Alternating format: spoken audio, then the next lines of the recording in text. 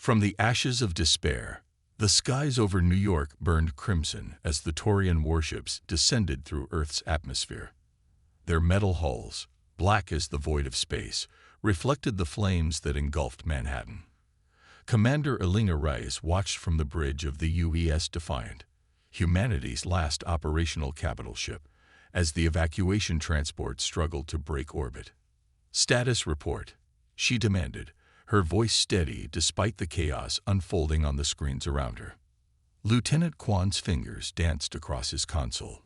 "Evacuation is at 73%, Commander. London and Beijing have fallen. The Taurian ground forces are advancing faster than predicted." Elena's weathered face remained impassive, but her eyes betrayed the weight of command. At 45, she had spent half her life in Earth's defense forces, never imagining that humanity would face extinction under her watch.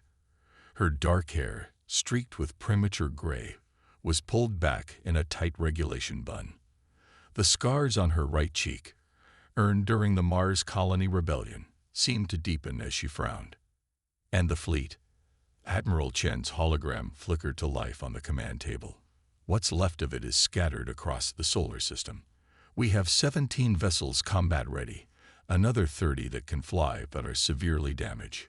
Elena studied the tactical display. The Taurians had appeared 6 weeks ago, emerging from an unknown region of space with technology far beyond humanity's understanding. Their first strike had crippled Earth's orbital defenses, and subsequent attacks had systematically destroyed military installations across the planet. "The colony ships?" Elena asked. "The last one leaves in 30 minutes, Admiral Chen replied. "Carrying mostly children and essential personnel. Destination: Proxima Centauri." "Then we buy them time," Elena declared, straightening her shoulders. "All ships form a defensive perimeter. We hold until every civilian transport is clear." As the Defiant moved into position, Elena retreated to her private quarters for a moment of solitude. On her desk sat a photograph. Her daughter Sophia, now 19 and serving as a medic on one of the evacuation ships.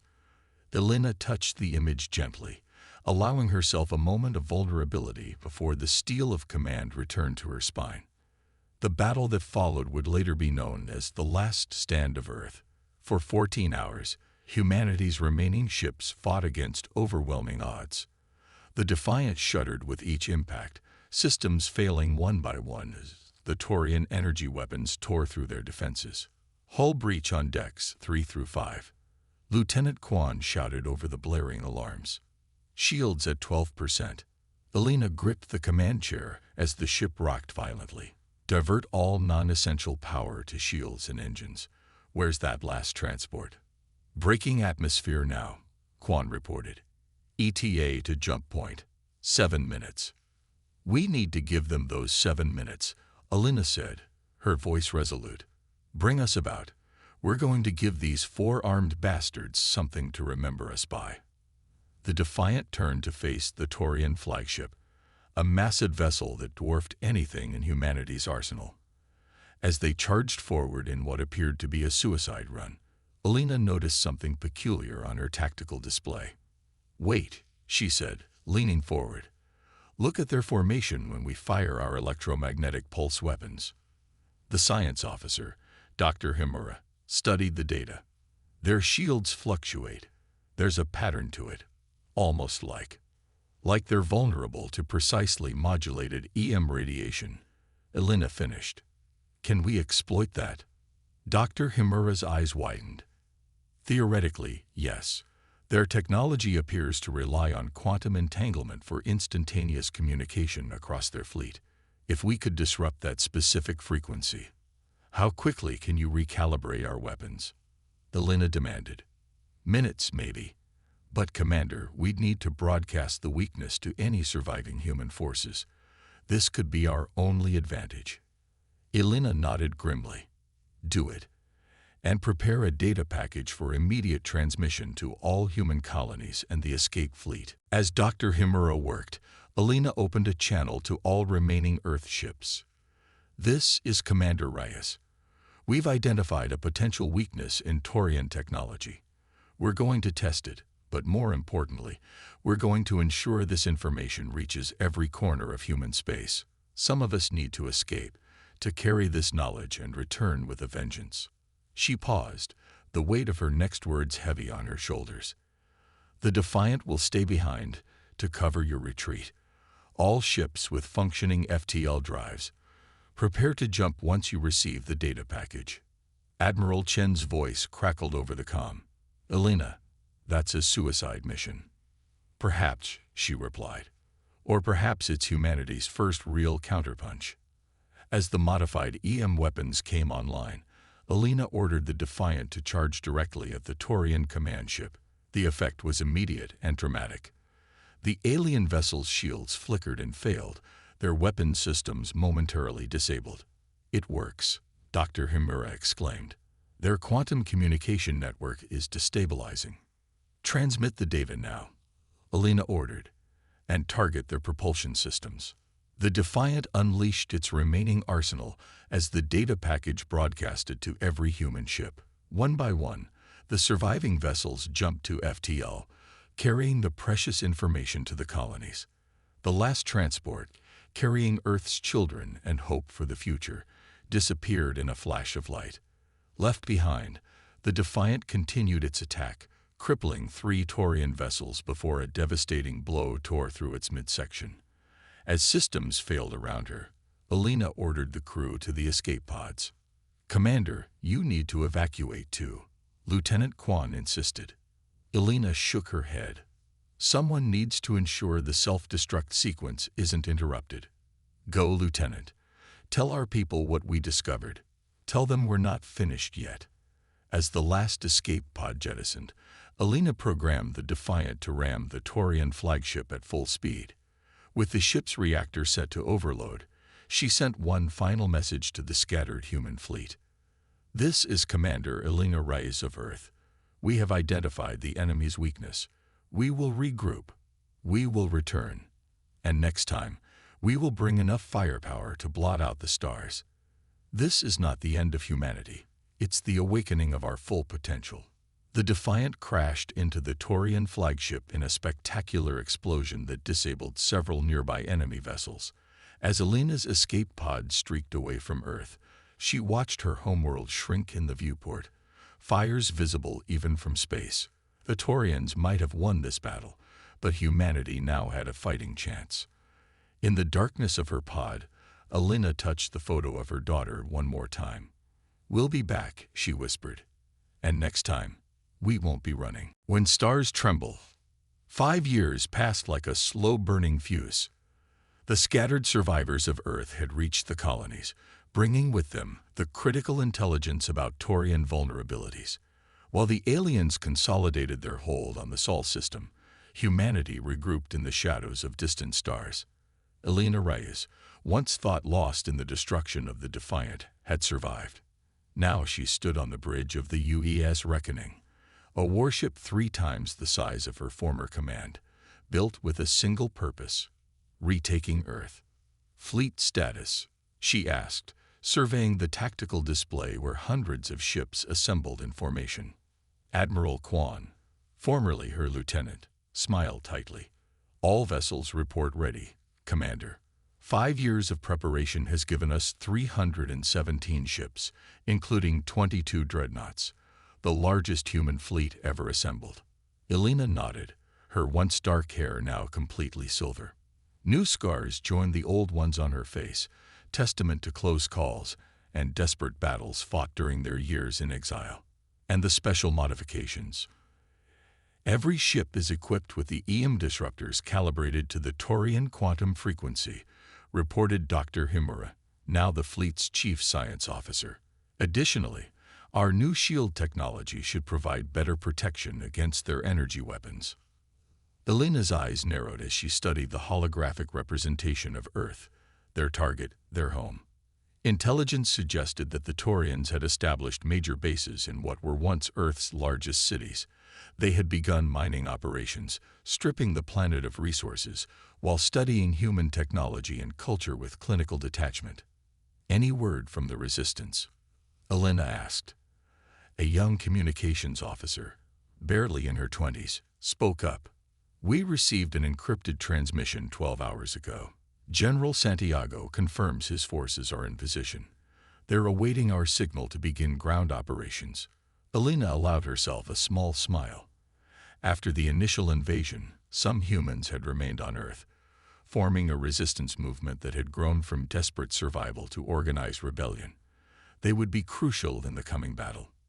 "And Sophia?" Elena asked quietly. Admiral Kwan's expression softened. "Your daughter's ship is in position, Commander. The medical frigate Mercy is standing by to support ground operations."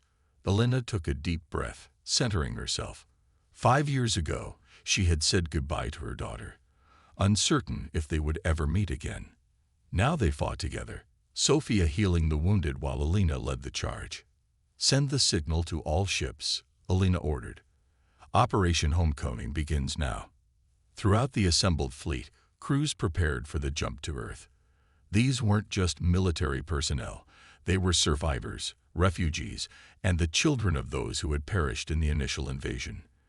They carried the memory of a blue-green world that had been taken from them. Elena addressed the fleet, her voice transmitted to every ship. 5 years ago, the Taurians thought they had broken us. They believed that by taking our homeworld, they had ended humanity's story. Today, we prove them wrong. Today, we show them that humans don't break. We adapt, we overcome, and we return stronger than before. She paused, letting her words sink in. Every person in this fleet has lost someone. Every one of us carries scars, visible or hidden. But we also carry something the Taurians can't understand. Hope. Not just hope for survival, but hope for a future brighter than our past. When we emerge from hyperspace, our ships will blot out their stars. Our weapons will teach them the meaning of human resilience. And when we walk on Earth's soil again, it will be as its rightful defenders. The jump countdown reached 0, and in perfect synchronization, the human fleet vanished into hyperspace.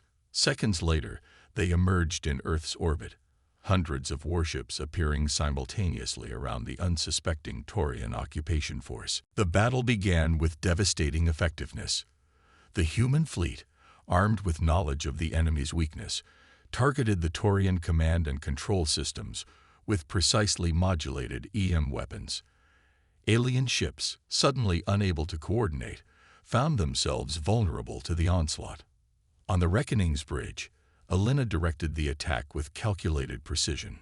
Focus fire on their flagship. Deploy ground forces to secure the landing zones marked by resistance beacons.